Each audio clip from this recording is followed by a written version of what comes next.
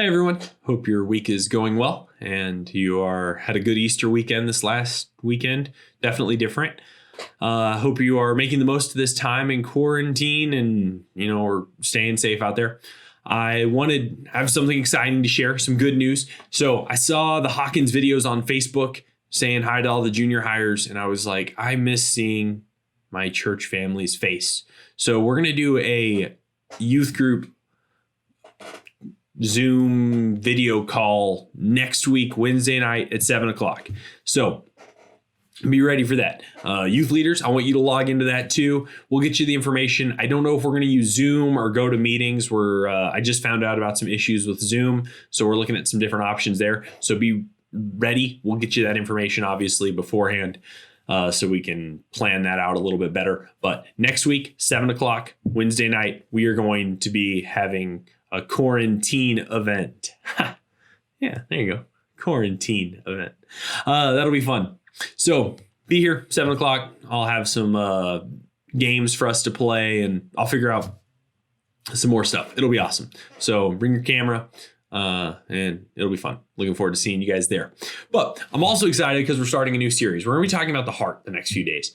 And the heart's kind of an interesting part of Christianity. We don't spend a lot of time necessarily focusing on the heart. As humans, our inclination is to focus on actions. We talk about, you need to act right or doing the right thing.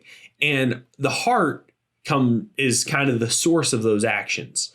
And what we can fall guilty of is correcting our actions without correcting our heart. That's why it's so often we see a teenager who graduates from high school and then they go off and they get a big, they get out in college or they get out from living with their parents, and then all of a sudden they go crazy and they go off the deep end is how we might put it. And it's like, what happened? They seem like they were such a good kid, but then when they left home and they left the restrictions, they went crazy. Well, why did they do that? Well, their actions were good, but their heart wasn't right. And I think each of us can fall guilty of not really knowing what that even means when we say, oh, they didn't have their heart right, or I don't have my heart right, not knowing what does that actually mean. And even more fall guilty of not knowing how to get it right. So today I want to ask us, what is the heart? Well, there's a lot to this, but for our study right now, we're going to basically call the heart the immaterial part of man. So obviously, I'm not talking about your anatomical heart that's on your chest. That's not the heart I'm talking about. I'm talking about your inner self, your mind, your spirit, your desires, your consciousness. We're going to bundle all that up together and call it your heart, who your inner person is and your thoughts and what that is. Now, it's important to recognize that our actions come out of that. Our words come out of that. Jesus put it this way in Matthew 15, verse 18 and 19. But those things which proceedeth out of the mouth come forth from the heart, and they defile the man. For out of the heart proceed evil thoughts, murmurs, adulteries, fornication, thefts, false witness, blasphemy. All of those things can come from our heart. They can proceed out of our heart. So before sin is acted out, it occurs within the heart. We know this. Now, what is in your heart? Today, like right now, if I wanted to say what's in your heart, it'd be really difficult. I mean, what does that even mean? And that's a natural question. See, Jeremiah 17 verse 9 says, the heart is deceitful above all things and desperately wicked. Who can know it?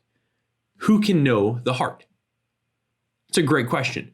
Jeremiah here is clearly indicating who can know it, meaning you can't know your heart. There's no way for the heart is deceitful. It can keep you, it intentionally keeps you from knowing your own heart. I once had a friend, or a coworker, I guess, whenever I worked at Sears, and it was the craziest thing. He was the biggest liar I've ever met in my life. Like, he would lie for no reason, like things that no one had any reason to lie about. Like if you said, oh, I saw a really cool car today, he would be like, oh, I saw an even cooler car. And it'd be like, okay. Or if, oh man, my friend is trying out for the Olympics. Oh, my friend won the Olympics. He always had to one up everybody. And every story, he always felt like he had to one up your story. And he always felt like he just lied. And it was hilarious because he would start lying about stuff that he had no idea about. And people would catch him in lies. And people around the store would talk about it. And they'd be like, oh, you won't believe what so-and-so said the other day. You caught him in another lie. And I kind of reached out to him. Like, I was like, man, he's not a bad person. Maybe he just lacks confidence or something. And if you got to know him, maybe he could be honest. But as I got to know this person better, the saddest thing was that he wasn't just lying to you. He truly believed these lies. And he wasn't like, when he lied, he wasn't lying to me. He was lying to himself. And he had deceived himself. And I remember just thinking how sad it was that this person couldn't even be honest with themselves. Like, if you can't be honest with yourself, how can you expect yourself to be honest with anyone else? He couldn't even trust his own. He couldn't trust himself. And I just remember thinking how sad that is. But the truth is we can all be deceived. We can all lie to ourselves by not knowing our own hearts, by not seeking out the truth that lies within us, not knowing our own motives, not knowing our own heart. So how can we know our heart? Or what can you do to know your heart? Since it's deceitful, it can trick ourselves. Well, first thing you can do is ask people around you. Ask your family, your friends, your boss, your teacher, coaches. Ask them, how is my heart? And be honest about asking that question. You know, it's real interesting. A lot of times people will ask for your help and then they don't really want your help. They just say, well, I'll give an example from my life. So I asked Andy, I said, hey, Andy, what do you think of the YouTube videos? Like, Andy's very technical and he kind of gave me like 4 or 5 things that he thought that could be better. Great advice. Everything he told me, though, I was like, well, this is why we don't do that. And, oh, this is an excuse for why we do it this way. And then as I went through, I was like, I stopped myself and actually told him, I said, Andy, I'm sorry. I'm doing that thing where you ask for advice, but you don't really want advice. And I said, let me take a step back. How can I make the YouTube videos? And I sat there and listened to him. See, when you ask someone for advice, if you ask someone, hey, how's my heart? How's my attitude? Actually listen to them. And don't get defensive. Don't be argumentative. Recognize that you are susceptible to deceiving yourself. And that teacher, that coach, that boss, that friend, that family member, they have not been deceived by your own heart. They're not as susceptible to those things. And what they're sharing with you could be of immense value. Now, it's possible that they're wrong and they haven't considered all of the facts, but don't start off by just giving an excuse.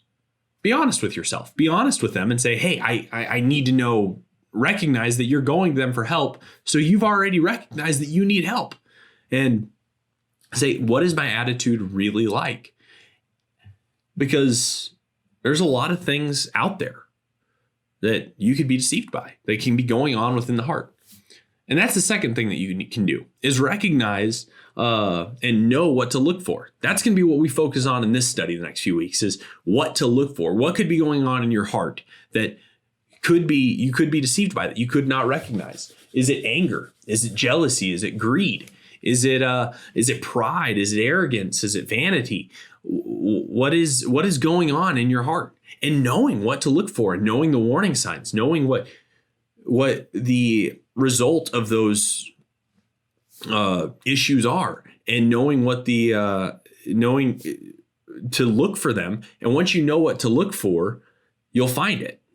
Hannah always jokes around that whenever we're driving down the road, I spot deer basically every time we take a long car ride. Like if I'm driving in the car, I will spot cars. And she makes fun of me because like she'll be like, how is it that at 70 miles an hour you can spot a deer a quarter mile off, but if I tell you to get mayonnaise out of the refrigerator, you can't find it. And I'm like, well, as you're driving, you just look around and you think there should be a deer there. And then you look there and there might be a deer. And if there's not a deer there, then there wasn't a deer there. And you just look where deer should be, and then there's deer there. But I don't know where I'm supposed to look for mayonnaise. I don't know. But it's kind of a silly illustration, but know what could be in your heart and then look there and say, what am I looking for? And look in your heart, and then maybe it's anger. Like I said, maybe it's jealousy, maybe it's pride, maybe it's arrogance, maybe it's vanity, maybe it's greed, whatever it could be. Look within your heart and then find that, and then seek to rectify it. Take actions and prayerfully try to correct your heart. Ask the Lord to help you. And that's really the third thing that we can do, is ask the Lord to reveal what dwells within your heart. Ask the Lord to reveal your heart to you. James 1 verse 5 says, if any of you lack wisdom, let him ask of God, that giveth to all men liberally, and upbraideth not, and it shall be given him. This is a simple truth, that God will reveal things to you. He will give you wisdom if you ask him for it. Ask the Lord to reveal what's going on in your heart. Guys, your heart can be a great asset to you, or it can deceive you. It can work for you or against you. It can help you to walk closer with the Lord, or it can draw you away from God. But you have to know it. And for many of us, we have heart issues that need to be taken care of. Open heart surgery hurts. Nobody wants to go into open heart surgery. But if you don't go into open heart surgery, then you could have a heart attack. You could have a much bigger problem if you ignore the warning signs now. Right now, you may have some heart issues. And it may require surgery. It may be painful. It may not be something you want to undergo.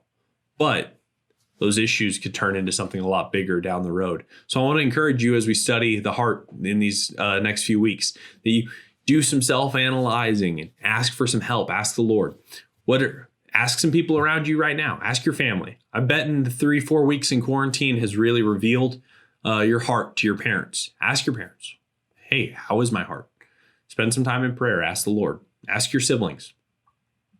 And I really think this can reveal some areas for us to work on. So guys, I hope this was a blessing to you, and we'll get you another video on Friday. Love you guys. Miss you. Remember, next week on Wednesday, 7 o'clock, we're going to be doing an event. We'll post that in the Instagram and on the Facebook page and send it out in an email. Reach out to Hannah and I. We'll get you the information. I don't want to post it on here because these are a little bit more public. But guys, I'm looking forward to seeing you. Love you. See you later. Bye.